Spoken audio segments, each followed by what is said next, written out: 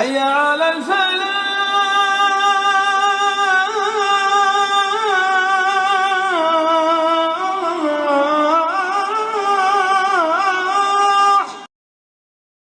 الحمد لله وحده والصلاة والسلام على من لا نبي بعده. أما بعد، أعوذ بالله من الشيطان الرجيم. بسم الله الرحمن الرحيم. يا أيها الذين آمنوا كتب عليكم الصيام كما كتب على الذين من قبلكم لعلكم تتقون. وقال النبي صلى الله عليه وسلم: إن لكل قوم عيد وهذا عيدنا. وقال النبي صلى الله عليه وسلم: خير الناس من ينفع الناس، أو كما قال عليه الصلاة والسلام. قابل احترام بزرگوں اور دوستوں،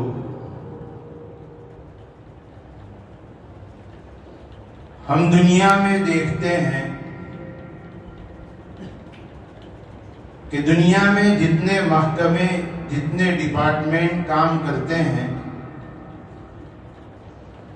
وہ تمام محکمے وقتاً فوقتاً اپنے لوگوں کے لیے تربیت کا پروگرام اور ٹریننگ پروگرام کا انعقاد کرتے ہیں تاکہ وہ اپنے لوگوں کے اندر خوبیوں کو اور کمالات کو پیدا کر سکیں. ایسے ہی اللہ رب العزت ہر سال رمضان کی شکل میں ہمارے لیے ٹریننگ پروگرام اور تربیتی پروگرام کا انعقاد کرتے ہیں. رمضان کا مہینہ یہ دراصل ہماری تربیت کا مہینہ ہے کہ اس مہینے کے ذریعہ اللہ رب العزت ہمارے اندر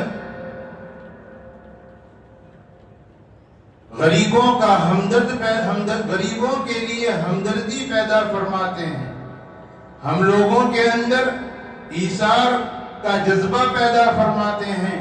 ہمارے اندر صبر اور تحمل کا مادہ پیدا فرماتے ہیں. اور اس رمضان کے ذریعہ اللہ رب العزت ہمارے اندر اللہ کی اطاعت اور فرما برداری کا جذبہ پیدا فرماتے ہیں. بلکہ اس رمضان اور رمضان کے روزوں کے ذریعہ اللہ رب العزت ایک ایسی صفت ہمارے اندر پیدا فرماتے ہیں کہ اس صفت کے پیدا ہو جانے کے بعد دوسری تمام خوبیاں خود بخود ہم میں پیدا ہو جاتی ہیں. اور جس صفت کے پیدا ہو جانے کے بعد برائیاں خود بخود ہم سے دور ہو جاتی ہیں، اور وہ صفت ہے تقویٰ کی صفت، جسے اللہ رب العزت قرآن کریم میں روزوں کا مقصد بتاتے ہیں. اللہ رب العزت نے قرآن کریم میں فرمایا: یا ایھا الذین آمنوا کتب علیکم الصیام کما کتب علی الذین من قبلکم لعلکم تتقون، کہ ہم نے تم پر روزے اس لیے فرض کیے ہیں تاکہ تمہارے اندر تقویٰ پیدا ہو. کیا مطلب تقویٰ کا؟ تقویٰ کا مطلب یہ ہے کہ اللہ رب العزت کے وجود کا استحضار پیدا ہو جائے. بندے کے دل میں ہر وقت یہ بات ہو کہ میرا وہ رب ہے جس کی نگاہوں میں ہر وقت میں ہوں. میرا وہ رب ہے کہ جس سے میری کوئی چیز چھپی ہوئی نہیں ہے. میری بھلائی، میری نیکی اور میری برائی سب اس کی نظر میں ہے. اس بات کے استحضار کو تقویٰ کہتے ہیں، اور یہی تقویٰ پیدا کیا جاتا ہے روزوں کے ذریعے. اگر یہ استحضار اور یہ خیال انسان کے دل میں پیدا ہو جائے کہ میرا رب مجھے دیکھ رہا ہے، میرے اچھے اور برے ہر کام रब को खबर है, तो उस इंसान के लिए गुनाह से बचना भी आसान और नेकी का करना भी आसान। आज हम देखें कि जगह जगह कैमरे लगे हुए होते हैं, लोग उसके डर से गलत कामों से बचते हैं।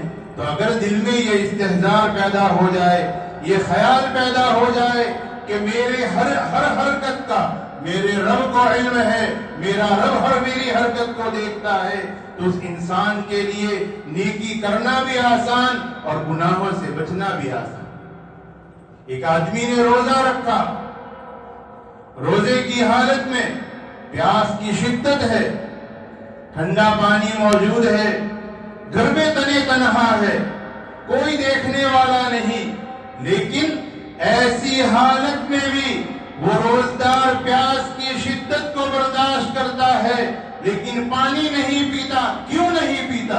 अगर वो पानी पी भी ले किसी को पता चलने वाला नहीं, लेकिन क्यों? इसलिए कि उसके दिल में इस्तेहज़ार है, उसके दिल में ख्याल है कि अगरचे लोग नहीं देख रहे हैं, लेकिन मेरा रब मुझे देख रहा है और कल मुझे उसका जवाब देना है। आप अंदाजा लगाएं कि अगर ऐसा ख्याल हमारे दिल में पैदा हो जाए तो इस ख्याल की बुनियाद पर जहां पर हलाल चीज को छोड़ना हमारे लिए आसान, पानी आम हालात में अल्लाह ने हलाल तय्यब करार दिया है, आदमी उसको इस्तेमाल कर सकता है, वक्ती तौर पर रोजे में उससे रोका गया, तो आदमी अल्लाह के वजूद के ख्याल से हलाल चीज को इस्तेमाल करने से रुका रहता है। क्या अगर ये इस्तेहज़ार पूरी जिंदगी के लिए पैदा हो जाए तो अल्लाह की हराम करदा चीजों से वो बंदा नहीं रुका रहेगा? जरूर रुकेगा। लेकिन आज इंसान के दिलों से, आज हमारे दिलों से ये ख्याल और ये इस्तेहज़ार खत्म हो चुका है, जिसकी बुनियाद पर आदमी जब उसको इस बात का ख्याल होता है कि मेरा रब देख रहा है, पानी जैसी पाक चीज को पीने से बचता है, लेकिन जहां ये ख्याल दूर होता है, शराब जैसी खबीस चीज को भी इंसान इस्तेमाल कर लेता है। वो शराब कि जिसे अल्लाह रब्बुल इज्जत ने गंदगी बतलाया, इन्नमल खम्र वल मैसिर वल अंसाब वल अज़लाम रिजसुम मिन अमलिश शैतान, कि ये शैतानी गंदगी है। लेकिन इंसान के दिल से जब ये इस्तेहज़ार खत्म होता है, इंसान उस गंदगी को भी इस्तेमाल कर लेता है। शराब की गंदगी कैसी गंदगी कि हुक्म है अगर कपड़े को लग जाए, अगर बदन को लग जाए, तुम्हारा कपड़ा नापाक, तुम्हारा बदन नापाक, तुम्हारे लिए कपड़े को पाक करना जरूरी, बदन को पाक करना जरूरी। आप अंदाजा लगाएं उसकी खबासत का, उसकी गलाजत का, कि शराब कितनी खबीस और कितनी गलीज चीज है कि जब वो कपड़ा नापाक कर देती है, बदन नापाक कर देती है, इंसान के जिस्म में अगर जाएगी, क्या उसका दिल और उसका दिमाग पाक रखेगी? इसलिए हमें जरूरत है इस बात के इस्तेहज़ार को पैदा करने की। आज अल्लाह माफ फरमाए, दिन ब दिन आहिस्ता आहिस्ता ये शराब की बुराई हम मुसलमानों में पनपने लगी है। जिस मुसलमान को अल्लाह रब्बुल इज्जत ने इससे दूर रहने को कहा, तेरे कपड़े को भी न लगे, इसका हुक्म दिया, लेकिन इंसान आज मुसलमान आज उसके अंदर मुलव्वस है। अल्लाह माफ करे, आज मुसलमान उसका कारोबार कर रहा है, जबकि मेरे और आपके आका ने फरमा दिया कि अल्लाह रब्बुल इज्जत ने शराब पर लानत फरमाई, शराब के बनाने वाले पर लानत फरमाई, उसके बेचने वाले पर लानत फरमाई, बल्कि यहाँ तक के उसको एक जगह से दूसरी जगह ले जाने वाले पर भी अल्लाह के रसूल ने फरमाया कि उस पर भी अल्लाह की लानत है। और ये हुक्म सिर्फ शराब का नहीं, बल्कि हर नशे वाली चीज का ये हुक्म है। हमारी शरीयत हमें कहाँ ले जाना चाहती है और आज हम कहाँ जाकर खड़े हो गए हैं। आप अंदाजा लगाएं, अगर सिर्फ ये एक सिफत पैदा हो जाए और शराब की बुराई हमारे माशरे से अगर खत्म हो जाए, कितने उजड़े हुए घर आबाद हो सकते हैं। جو شراب کے عادی ہیں، دیکھیں آپ ان کے حالات، انہوں نے اپنے آپ کو تو تباہ کر کے رکھا ہے، بلکہ اپنے بیوی بچوں کو بھی انہوں نے ہلاک اور برباد کر دیا ہے۔ تو ضرورت ہے ہمارے اندر تقویٰ کے پیدا کرنے کی، اللہ کے وجود کے استحضار کے پیدا کرنے کی۔ اس استحضار کے پیدا ہونے سے ہمارے معاشرے میں کیا خوبیاں پیدا ہو سکتی ہے، اس کی دو مثالیں اور دے دوں میں آپ کو۔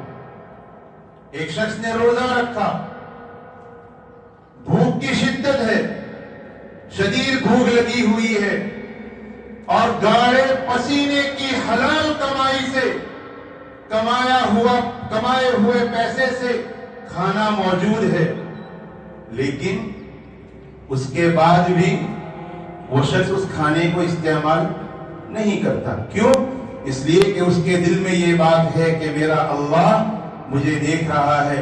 جب اللہ کے اس استحضار پر حلال روزی سے، حلال پیسوں سے کمایا ہوا اور حلال پیسوں سے انتظام کیا ہوا کھانا کھانے سے رکتا ہے، کیا وہ شخص حرام کو کھا لے گا؟ اس استحضار کے ہوتے ہوئے حرام کھا لے گا؟ بلکہ ایسے خیال والا انسان کہ جس کے دل میں یہ استحضار پیدا ہوا، وہ حرام کھانے کی بات تو دور، وہ حرام کمانے کی طرف بھی نہیں جائے گا۔ ایسا شخص نہ ہی پھر کبھی جھوٹ بول کر پیسہ کمائے گا، نہ ہی کسی کو دھوکہ دے کر پیسہ کمائے گا، نہ ہی کسی سے لوٹ کر اور کسی پر قبضہ کر غاصبانہ طور پر کوئی پیسہ کمائے گا۔ معاشرے میں کتنی خوبیاں پیدا ہو سکتی ہے۔ روزے کی حالت میں ایک شخص نے روزہ رکھا، گھر میں نکاح کی ہوئی بیوی موجود ہے، لیکن اس کی طرف بھی ہاتھ بڑھانے سے رکا رہتا ہے۔ کیوں؟ کہ اللہ نے منع فرمایا ہے۔ تو اس تقوی کی وجہ سے جو بیوی کے اس کے لیے حلال ہے، اس کی طرف ہاتھ بڑھانے سے بھی بچتا ہے۔ کیا ایسا شخص اگر اس کے دل میں یہ خیال اللہ کے وجود کا استحضار ہمیشہ کے لیے پیدا ہو جائے، کیا کسی غیر محرم کی طرف، کیا کسی پرائی عورت کی طرف نگاہ اٹھا کر دیکھ سکتا ہے؟ ہرگز نہیں دیکھ سکتا۔ جب دیکھ نہیں سکتا، اس کی طرف ہاتھ کہاں بڑھا سکتا ہے؟ تو اگر یہ چیز ہمارے اندر پیدا ہو جائے تو ہمارا معاشرہ کتنا خوشگوار معاشرہ ہو جائے، ہر ایک دوسرے سے امن محسوس کرے، ہر ایک دوسرے سے بے خوف ہو جائے، اس سے مجھے کوئی خطرہ نہیں ہے، اس سے میں سالم ہوں اور اس سے مجھے سلامت ہی پہنچی۔ اور دین اور اسلام تو نام ہی اس کا ہے۔ ہمارا دین ہمیں کیا سکھاتا ہے کہ ہم لوگوں کے لیے نفع والے بنے، نہ کہ لوگوں کے لیے تکلیف کا سامان اور تکلیف کا سبب بنے۔ اللہ رب العزت نے قرآن کریم میں کیا فرمایا؟ وَافْعَلُوا الْخَيْرَ لَعَلَّكُمْ تُفْلِحُونَ، کہ بھلائی کے کام کرو، لوگوں کے لیے بھلے بنو تاکہ تم کامیاب ہو جاؤ۔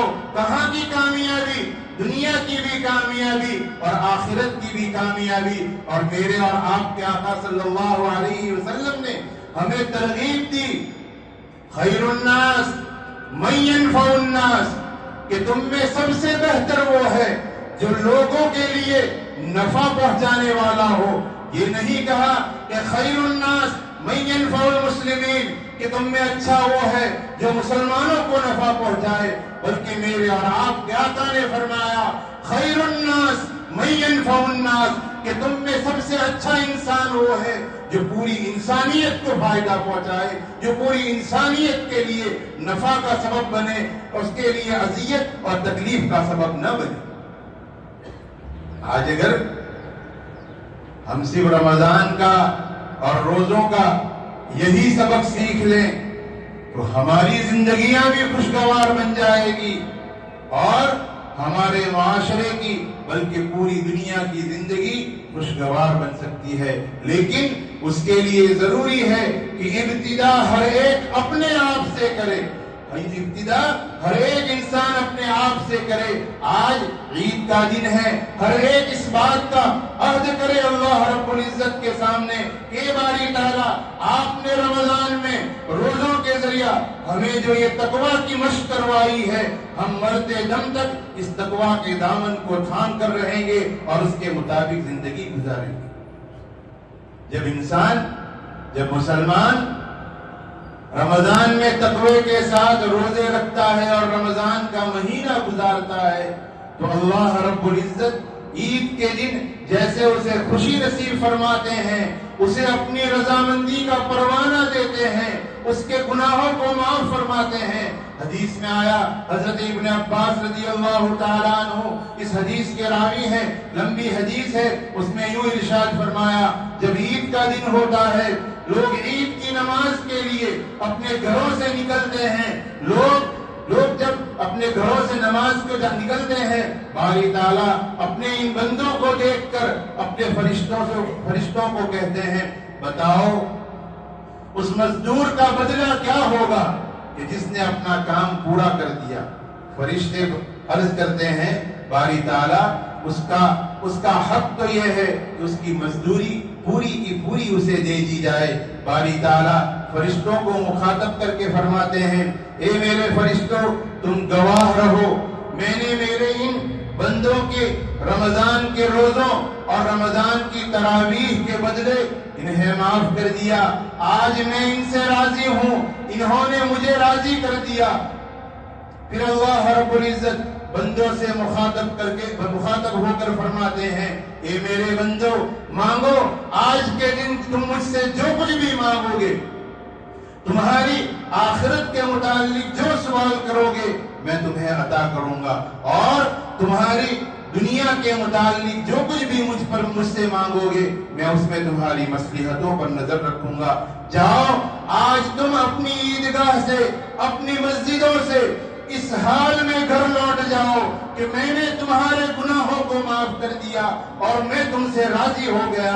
تو اس رمضان کے روزوں اور تراویح کے بدلے میں اللہ رب العزت جیسے عید کے دن اپنی رضامندی کا پروانہ دیتے ہیں, ایسے ہی اگر کوئی بندہ تقوی کے ساتھ زندگی گزارتا ہے, ایسے شخص کو اللہ رب العزت اس کی موت کے وقت اپنی رضامندی کا پروانہ دیتے ہیں. اللہ رب العزت قرآن کریم میں ارشاد فرماتے ہیں یا ایتھا النفس المطمئنہ ارجعی الی ربک راضیۃ مرضیہ فادخلی فی عبادی وادخلی جنتی. جب کسی نیک شخص کی موت کا وقت آتا ہے, تقوی کے ساتھ اللہ کے وجود سے کے استحضار کے ساتھ زندگی گزارنے والے کی موت کا وقت آتا ہے, فرشتہ اسے خوشخبری دیتا ہے اے نفس مطمئنہ جا تو لوٹ جا اس حال میں کہ اللہ تجھ سے راضی ہے, اور جا اللہ کے نیک بندوں میں شامل ہو جا, اور جا اللہ کی جنت میں شامل ہو جا. یہ اللہ رب العزت موت کے وقت جو ہے انعام دیتے ہیں. اس لیے رمضان کا مہینہ یہ ہماری تربیت کا مہینہ ہے کہ ہمارا جیسا رمضان گزرتا ہے تو اللہ عید کی خوشی دیتے ہیں, ایسے ہی اگر ہماری زندگی گزرے گی تو ہماری موت بھی عید کی طرح خوشی کے ساتھ آئے گی. اس لیے یہ رمضان کا سبق ہے, روزوں کا یہی سبق ہے کہ ہم ہمارے دلوں کے اندر اللہ کا تقوی بٹھائیں, اللہ کے وجود کا استحضار بٹھائیں کہ جس استحضار سے ہمارے لیے گناہوں سے بچنا بھی آسان ہو جائے گا, اور جس استحضار کی بنیاد پر ہمارے لیے نیکی کا کرنا بھی آسان ہو جائے گا. اللہ رب العزت نے ہمیں رمضان دیا اور رمضان میں عبادت کی توفیق دی, یہ بھی اللہ رب العزت کا کرم ہے. جنہوں نے اس رمضان کی قدردانی کی ان کا بھی رمضان گزر گیا, اور جنہوں نے ناقدری کی ان کا بھی رمضان گزر گیا, لیکن نتیجہ دونوں کا برابر نہیں ہوگا. اس لیے کہ ایک جگہ یہ جملہ کہا گیا لیس العید لمن لبس الجدید انما العید من خاف وعید, کہ عید نئے کپڑے پہننے کا نام نہیں ہے، بلکہ عید اس کی ہے جس نے اللہ کے ڈر کے ساتھ اور اللہ کے تقوی کے ساتھ رمضان کو گزارا، اس کے لیے عید ہے۔ اس لیے اللہ رب العزت کی توفیق سے ہم نے رمضان میں جو کچھ بھی کیا اللہ اسے قبول فرمائے، اور رمضان کے بعد بھی جیسی پابندی ہماری رمضان میں تھی کہ نمازوں کا اہتمام تھا، اللہ سے ڈر کر زندگی گزارنے کا اہتمام تھا، ایسا ہی رمضان کے بعد بھی ہماری نمازیں نہ چھوٹیں، ہم نمازوں کے پابند رہیں، اس لیے کہ نماز ایک ایسی چیز ہے کہ جس سے کل قیامت میں سب سے پہلے اسی نماز کا سوال ہوگا۔ اگر یہ درست نکلی بقیہ سارے معاملات ہمارے درست ہو جائیں گے۔ اس لیے اس بات کا عہد کریں کہ اللہ رب العزت نے جو رمضان میں ہمیں توفیق دی، اللہ سے مانگے بھی کہ اللہ اپنی اس توفیق کو ہم پر برقرار رکھ۔ آج اللہ رب العزت ہماری دعاؤں کو قبول فرماتے ہیں، خوب مانگے کہ اللہ جیسے تو نے رمضان میں نیکی کی اطاعت کی توفیق دی، آپ اپنی اس توفیق کو مرتے دم تک ہمارے اوپر قائم رکھیے۔ ایسی دعائیں کریں اور اس کے لیے کوشش بھی کریں۔ اللہ رب العزت ہمارے رمضان کو قبول فرمائے، رمضان میں کی گئی تمام عبادتوں کو، روزوں کو، تراویح کو قبول فرمائے، اس میں اگر کچھ کمی کوتاہی رہ گئی ہے اللہ اسے معاف فرمائے، اور رمضان کا جو تقوی کا سبق ہے اس سبق کو اللہ رب العزت مرتے دم تک ہمیں یاد رکھنے کی توفیق مرحمت فرمائے۔ وآخر دعوانا الحمدللہ رب العالمین۔